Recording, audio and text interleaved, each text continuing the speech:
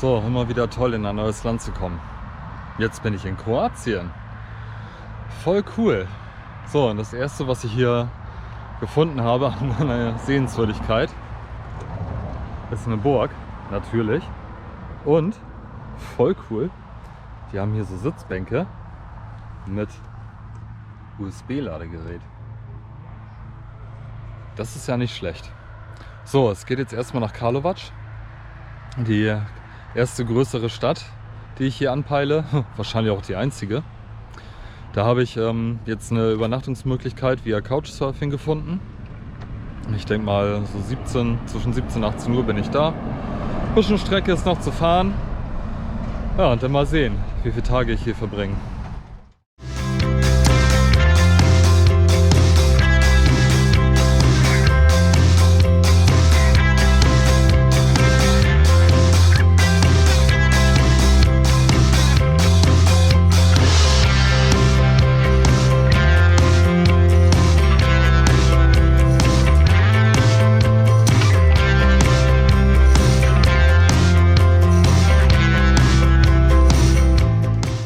Total geil. Ich fahre hier so eine Nebenstrecke, so über die Hügel, an kleinen Dörfern entlang.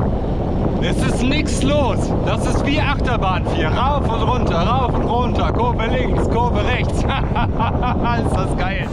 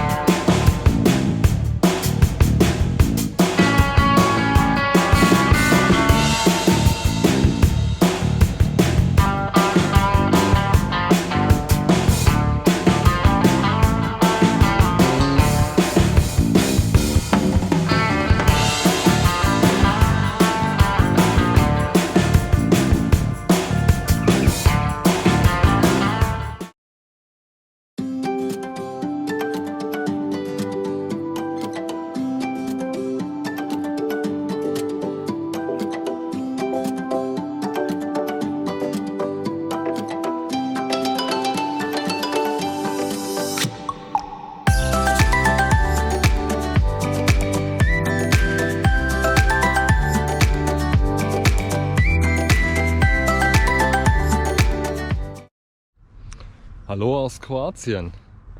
Ich bin jetzt in der Stadt Karlovac, beziehungsweise ich fahre wieder raus, weil ich die letzten 2 Nächte bei der Ivana verbracht habe über Couchsurfing. An dieser Stelle vielen Dank. Es war ein sehr gemütlicher Aufenthalt, hat mir sehr gefallen, war wirklich gut. Und ich hatte mal wieder einen Tag, wo ich ein paar Sachen organisieren konnte, mein Fahrrad mal sauber machen konnte. Es ist jetzt auch wieder schön leise. Ja, so, jetzt geht's Richtung Zagreb, aber nicht nach Zagreb rein. Ich werde einen kleinen Umweg fahren nach Bosnien, weil die direkte Strecke würde durch Bergengebiet führen. Und ich mag zwar naiv sein, aber nicht dumm, und ich habe keine Lust, in einem Bärenrevier wild zu zelten. Das mag zwar gut gehen, wenn man sich an ein paar Spielregeln hält, aber ich will es auch nicht drauf ankommen lassen. So, das heißt, ich bin dann halt 2-3 Tage länger in Kroatien. Stört mich jetzt auch nicht so. Na dann, auf geht's.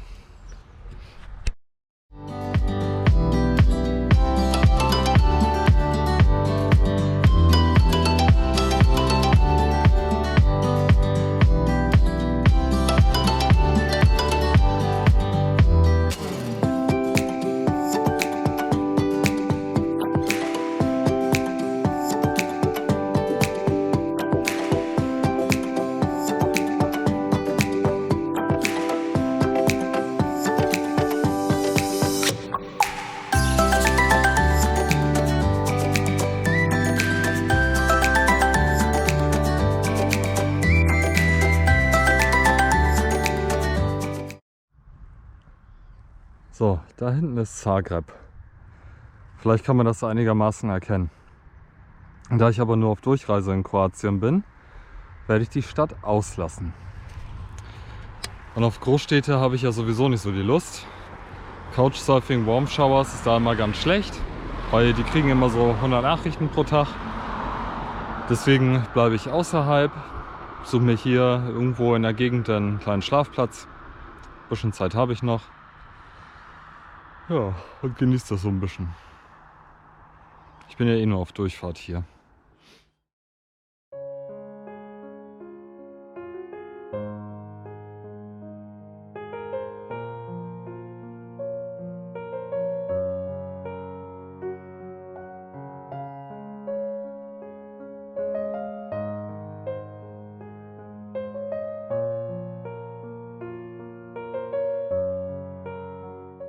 Guten Morgen.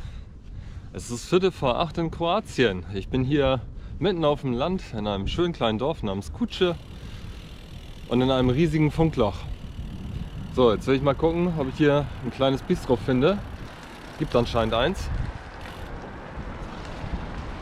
Dass ich da WLAN finde und vor allem eine Steckdose, dass ich meine Sachen aufladen kann. Und vielleicht einen Kaffee trinken. Gefrühstückt habe ich noch nicht, das werde ich dann später machen, wenn ich beim Kanal bin. Gibt hier so einen kleinen, finde ich, kleines ruhiges Plätzchen wahrscheinlich. Und dann mal schauen. Bis nach Bosnien sind es gute 80 Kilometer. Es ist relativ flach da bis dahin. Sollte eigentlich machbar sein. Also wenn ich heute nicht da ankomme oder ankommen will, dann auf jeden Fall morgen. Da freue ich mich schon drauf. Ich bin gerade total geflasht. Ich bin hier im Café von dem Josip und lade meine Sachen auf und mache so ein bisschen Internetkrams. Und habe mich hier ganz nett mit ihm und seinem Bruder unterhalten, die beide auch in Deutschland waren. Und die waren auch total begeistert von meiner Tour. Und jetzt hat er mir hier 2 Kaffee und ein Wasser spendiert. Und es gibt eine Pizza zum Frühstück. So, weiter geht's. Josip, wenn du das siehst, hab vielen, vielen lieben Dank. Total super. Also du bist echt ein klasse Mensch. Ich war jetzt beim Café Palia, was dem Josip gehört. Und wie gesagt, der fand das richtig cool mit meiner Tour. Hat mich auf einen Kaffee eingeladen, 2-mal. Hat mir eine Schinkenpizza zum Frühstück gemacht. Auch eingeladen. Also super klasse.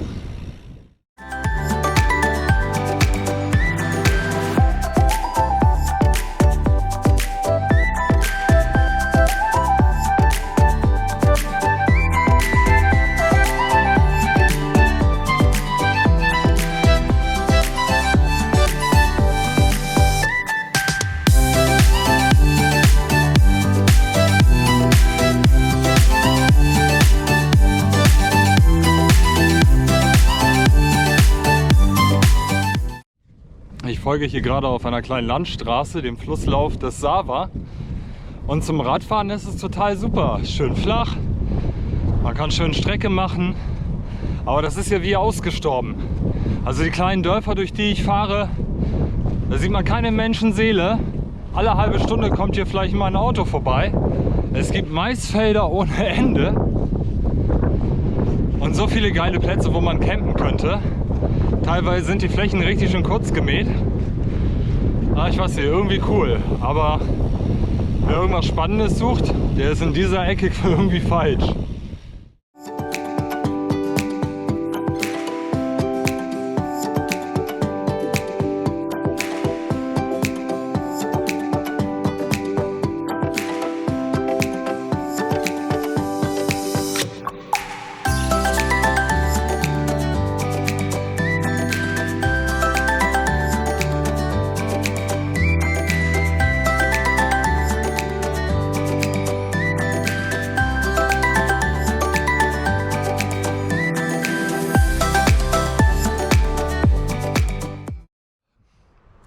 So, ich bin jetzt etwas unterhalb von der Stadt Sisak.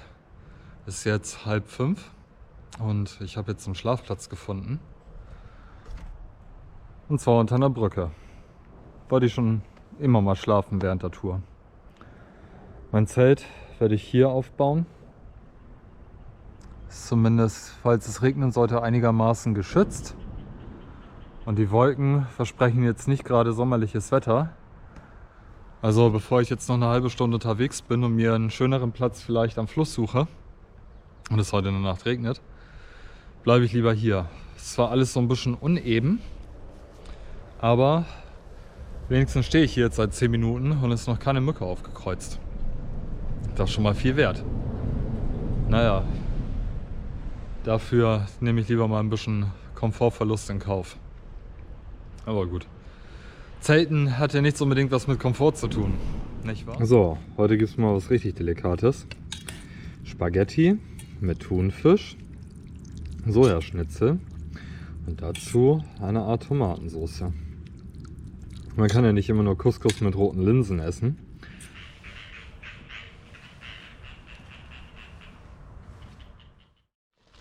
Guten Morgen. Ich glaube, ich bin gerade durch ein Zigeunerdorf gefahren. Die Häuser alle irgendwie halb fertig, alles so ein bisschen heruntergekommen. Und die Leute, die hatten so eine rotbraune Haut, schwarze Haare. Also irgendwie war das eine ganz komische Atmosphäre. Naja. So, es ist kurz nach 7:30. Jetzt geht es erstmal zum kleinen Gemischtwarenladen. Und dann geht es auf den Weg nach Bosnien. Bis zur Grenze sind es 35 Kilometer. Ich denke mal, so gegen Mittag bin ich da, werde mir schon Zeit lassen. Ja, da freue ich mich drauf. Bosnien, da habe ich richtig Bock. Da werde ich auch ein bisschen mehr Zeit verbringen als jetzt hier in Kroatien.